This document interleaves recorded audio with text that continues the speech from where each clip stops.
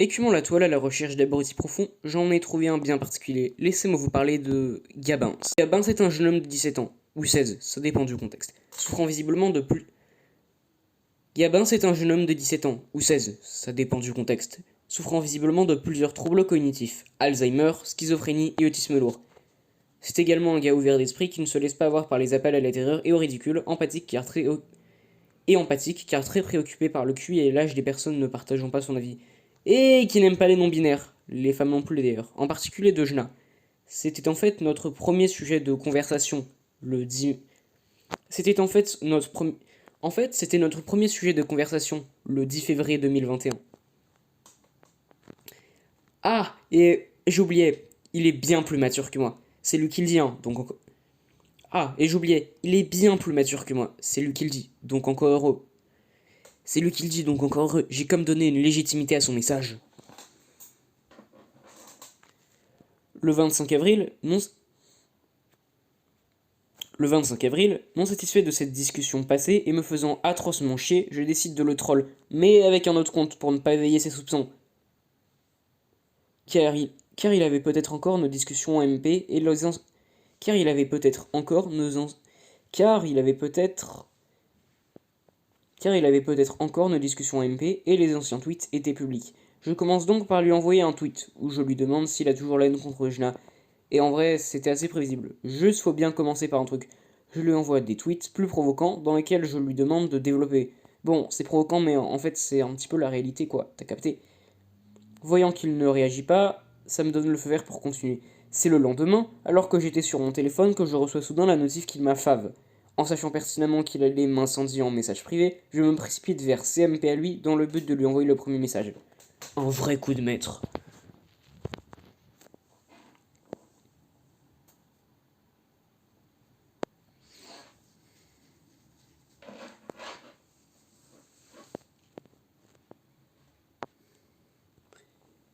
Alors il commença à s'énerver de manière instable.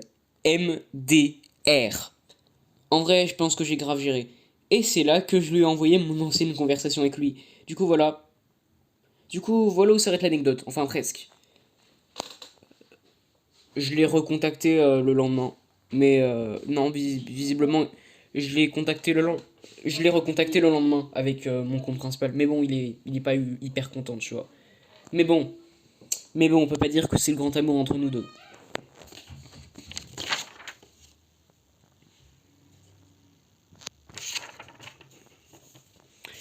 Est-ce que vous pensez que je suis en tort? On va considérer que c'est une expérience sociale pour introduire le sujet de cette vidéo et la conclusion en tirer de ce sinistre personnage. Gabin, c'est un abruti profond en sens figuré. Gabin, a 17 ans et se définit comme mature et intelligent. C'est le genre de gars susceptible qui prend les gens de haut mais qui se plaint des retours de bâton. Un mec qui se base soi-disant sur l'argumentation mais qui vient t'aboyer dessus en DM quand tu lui prouves par A plus B qu'il est en tort. Un mec qui a également des moments d'autisme, comme en DM, ou après avoir fait la chose la plus débile, pathétique et la moins crédible qui soit, aka traiter les gens de tous les noms, aka me traiter de tous les noms, il me demande donc d'arrêter de l'appeler Ray, bro, ref, bébé. Mais frère, bien sûr que je vais continuer. Mais bien sûr que je vais continuer sombre imbécile, parce que ça t'emmerde, et parce que ça t'énerve, et c'est drôle de... Parce que c'est drôle. Parce que c'est drôle MDR, tu vas rien faire, on est protégé. Pour dire que ce genre de manœuvre est complètement désespéré, surtout quand le mec vient de t'insulter à la seconde. Ce qui me fume le plus, c'est qu'il est lui-même ce qu'il reproche de Jna, hautain condescendant, narcissique, immature et puéril. Les gens comme ça sont irrécupérables et séniles. Ouais, flemme d'écrire un bon texte, car j'ai tout simplement envie d'arrêter les critiques à cause des gens comme lui. Et je reprends les paroles de Vocafox. Vous devez savoir que YouTube, depuis 2 ans, c'est ma passion, bien que j'ai souvent switch de contenu, Beyblade, Pokémon, humour, critique. Et vous voyez, il y a un truc qui me donne envie d'arrêter la critique. Les gens sont cons. Et aussi, j'ai pas de notoriété. Les gens aiment encore et toujours visionner de la merde. Et c'est pas moi qui vais y changer quelque chose. Le bon sens n'est pas une arme assez puissante pour lutter contre la trisomie 21. J'en ai marre de tous ces trisos, et ma prise de parole sera une perte de temps. Pourquoi le monde du YouTube Game est-il digéré par des imbéciles? Pourquoi les streamers Twitch ne sont-elles pas respectés? Pourquoi j'ai des envies de meurtre? Pourquoi les gens sont-ils de mauvaise foi dans les débats à un tel point que tu ne les gagnes jamais? Pourquoi ça me désole de... Ok. Vous savez quoi? Laissez-moi verser ma dose de sel.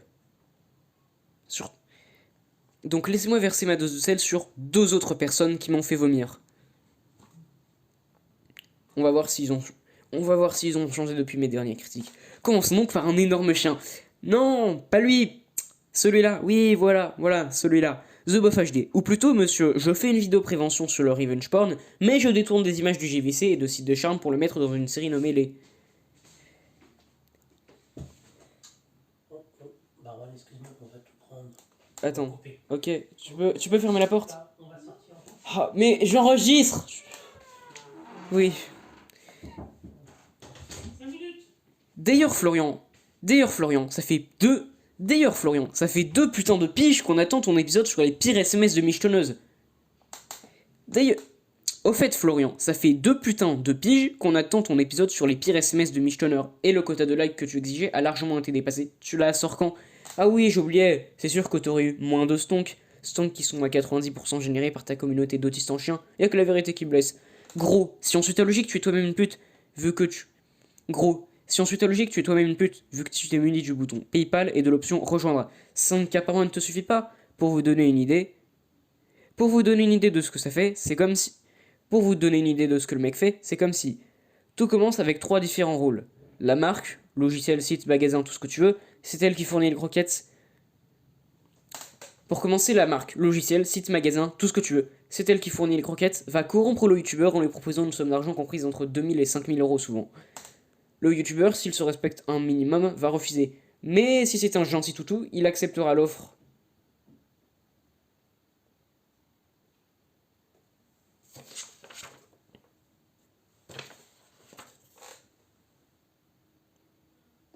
Et présentera le produit en question à ses abonnés, qui sont souvent très jeunes, ces mêmes personnes qui auront directement donné de l'argent au site. Pour le coup, probablement pour un total de 5000 à 50 000 euros. Au final, le youtubeur gagne un peu, les abonnés perdent beaucoup et le site gagne beaucoup. C'est donc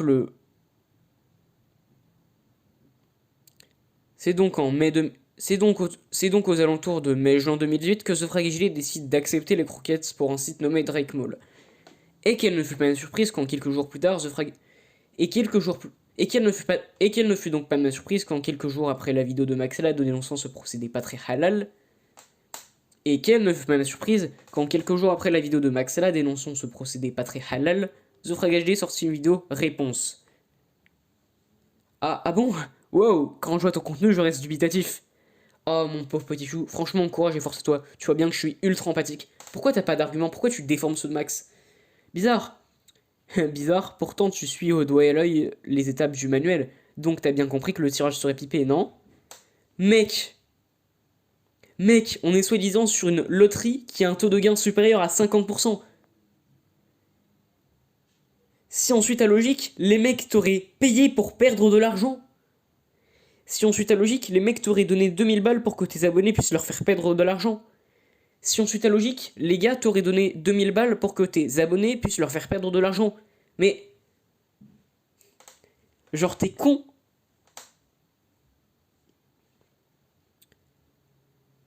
PS, il est mort. Ah, c'est tellement drôle le sarcasme.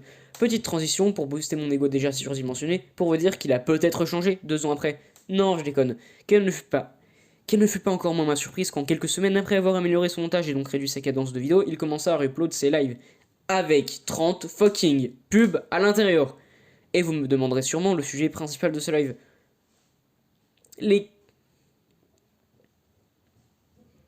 Non, je vous rassure, il y a aussi des vidéos. Non, je vous rassure, il y a aussi des vidéos bien, comme par exemple des canulars téléphoniques. Ouais, sauf qu'en fait, c'est pas drôle les canulars téléphoniques. Genre, vraiment pas. Peut-être que les personnes appelées mangent, dorment, font une partie de Clash Royale en maître 3, font un CV, donc c'est irrespectueux de faire chier les gens. Donc je trouve ça irrespectueux de faire chier les gens pour rien. Mais à votre avis, quelles sont les personnes piégées? Et le pire, c'est que ça marche. Les abonnés de The Frag HD balancent des 06. Et c'est même pas les leurs. Le pire, c'est que ça marche. Les abonnés de The Frag HD balancent des 06 dans le chat du live. Et c'est même pas les leurs. Demeure donc maintenant dans ces lives reupload et visibles par des dizaines de milliers de personnes des numéros de téléphone de gars qui n'ont rien demandé. Un petit mot, The Frag?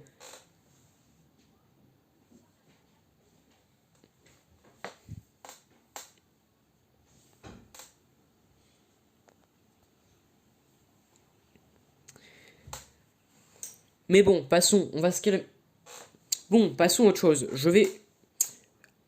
Mais ce n'est pas grave, passons à autre chose. Je vais maintenant vous reparler de mon pote, de mon pote de 29 ans, un vrai rey du 18-25. J'ai nommé Théodore. Il y a un mois, je sais pas ça fera combien de temps au moment où il a sorti cette vidéo, il a sorti une vidéo sur Kinui. On va l'analyser ensemble. Je suppose que c'est quelque chose d'extrêmement intéressant. On va analyser ça ensemble.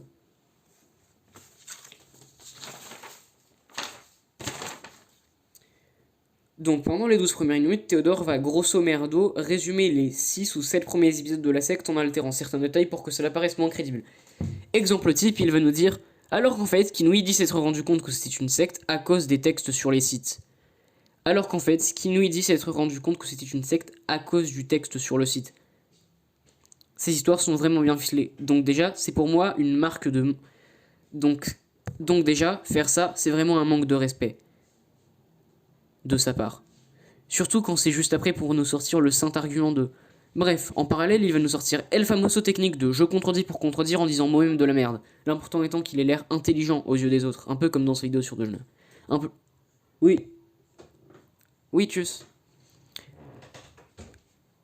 Un peu plus tard, il aura quand même le culot d'une...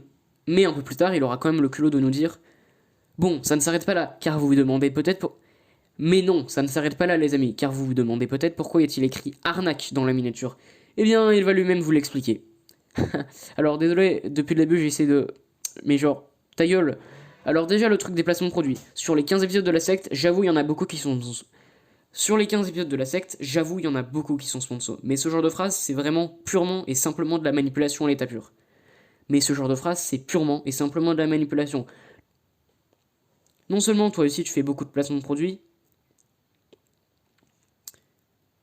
surtout que tu as toi-même déjà fait un placement de produit, surtout que tu as toi-même déjà sponsorisé un pronostiqueur.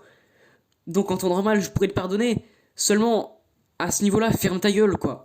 C'est juste qu'à ce niveau-là, tu pourrais peut-être pas... C'est juste qu'à ce niveau-là, ferme un petit peu ta gueule. Tu nous dis aussi ceci, mais à quel moment il va manipuler ses abonnés? Je veux dire, même sans le vérifier, un peu... Je veux dire, même sans le vérifier, un peu de bon sens, s'il vous plaît. Un influenceur pour un placement de produit ne va pas gagner plus d'argent si tel ou tel nombre de personnes achètent le produit en question. Et même, le seul placement de produit que tu pourrais inclure là-dedans, c'est quand il a sponsorisé... Et même, le seul placement de produit là-dedans que tu pourrais inclure, c'est quand il a sponsorisé NordVPN, qui est un placement de produit que tout le monde a déjà fait, toi y compris. On a le droit d'être considéré normalement si on promouvoit quelque chose qui se rapproche de notre contenu. Il a même beaucoup plus de légitimité en faisant ça, car c'est dans son domaine, et toi t'es l'un... Car c'est dans son domaine, et toi t'es l'une énorme catin, tu nous ponds que Wonder Share Filmora 9. Et toi t'es l'une énorme catin, tu nous ponds que Wonder Share Filmora 9 est un logiciel de montage ultra complet disposant d'énormément d'options, alors que ton montage à toi est basé sur des cuts, une musique de fond, et éventuellement une ou deux incrustations tous les premiers lundis du mois. Et même tout ce qu'il promouvoit est gratuit, donc aucune arnaque pour la promotion de son compte. Et même tout ce qu'il promouvoit est gratuit, et il ne passe pas un couteau sous la gorge de ses abonnés. Donc il n'y a aucune arnaque. Et pour la promotion de son compte, t'inventes ça de toutes pièces, ou plutôt à partir d'une de ses blagues. Petit rappel, Kinui possède 300 abonnés. Petit rappel, Kinui possède 300 000 abonnés. Donc oui, c'est un prank, et j'ai pas besoin de vous en dire plus. C'est d'ailleurs très osé venant d'un mec qui promouvoit son premium H24. Ok, j'exagère un peu, n'empêche force. Et là, vous vous dites, ouais, Balkanobi, on a compris que cette vidéo est tachée, jusqu'à une fois. Sauf que non, j'ai pas envie de me calmer, et j'en ai pas fini non plus, car son démon de fin ressemble énormément à une certaine autre vidéo réalisée un an auparavant. Ah, ça pique, hein. Ok. Ah, ça pique. Ah, ça pique, hein. Et comme si ça ne suffisait pas, vers la fin, le beau, grand, intelligent et charismatique Théodore va nous faire un petit cours d'anglais et nous expliquer que Christians in the Catacombs signifie Christian dans les catacombes en français. Alors que Christian... Et comme si ça ne suffisait pas, vers la fin, le beau, grand, intelligent et charismatique Théodore va nous faire un petit cours d'anglais et va nous expliquer que Christians in the Catacombs signifie Christian dans les catacombes en anglais. Alors que Christians est la traduction de chrétien en anglais. Bordel, c'est pas possible d'être aussi atteint mentalement. Non, c'est celui qui critique la secte. Pas du tout, c'est celui qui critique la secte qui est gourou de la secte. C'est celui qui critique la secte qui est gourou de la secte. Ok, j'arrête. Maintenant, passons à une autre vidéo de Théodore. Ok, j'arrête. Maintenant, passons à une autre vidéo de... Ok, j'arrête. Maintenant, passons à une autre vidéo de Théodore, plus récente, nommée...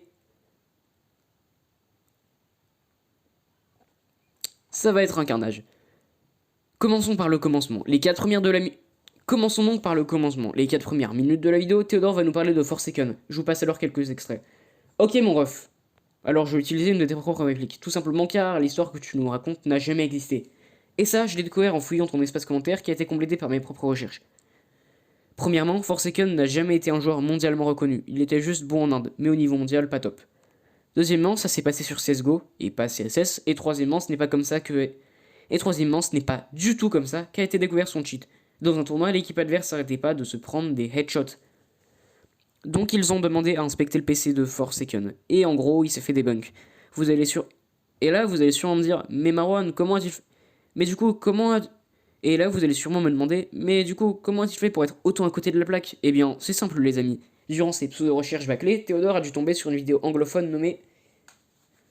Et du coup, comme il y avait marqué cheat à l'intérieur, il a sûrement cogité dans son incroyable cerveau que c'était comme ça que Forsaken s'était fait crack. Et du coup, comme il y avait marqué cheat à l'intérieur, il a sûrement cogité dans son incroyable cerveau.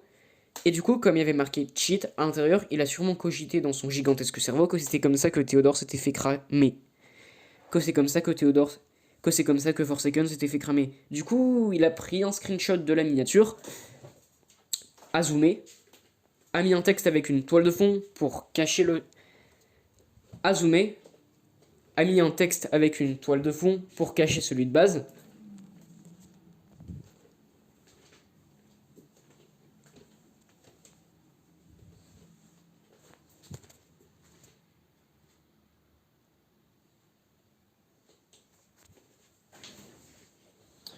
Et ensuite, il a regardé la vidéo qui n'avait pas de son en... Et ensuite, il a traduit la vidéo comme si c'était des mimes. Wow, franchement, j'apprécie le travail de recherche, lol. Et d'ailleurs, non seulement la miniature, mais tous les extraits sont également... Et d'ailleurs, non seulement cette miniature, mais tous les extraits contenus dans la vidéo sont repris de cette dernière. Ouah, le contenu de ouf, c'est vraiment génial. Dis-moi... Mais dis-moi Théodore... Mais dis-moi Théodore...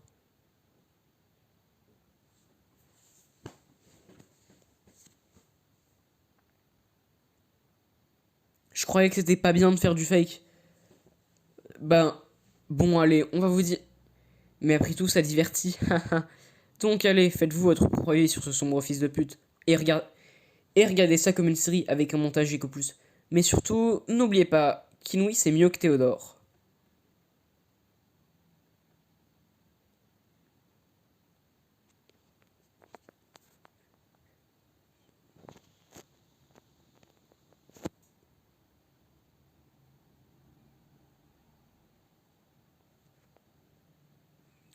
Bref, les choses à retenir. Théodore n'a aucune légitimité, Théodore est con. Bref, les choses à retenir. Théodore critique... Théodore critique sans aucun argument un mec qui a un contenu qualitatif. Théodore critique sans aucun argument et ou en plagiant un mec qui fait un meilleur contenu que lui. Un mec qui fait un meilleur contenu que lui, un meilleur montage.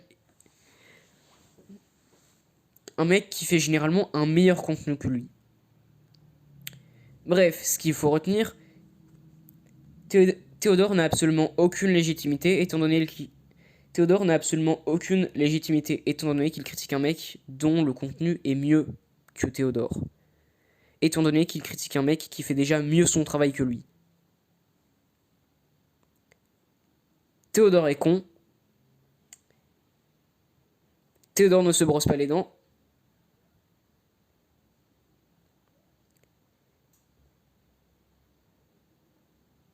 Théodore prend de l'acte de drosélophané. Et Théodore ne s'essuie pas après avoir fumé ses... Et après avoir fumé son shit, Théodore a oublié de s'essuyer les mains.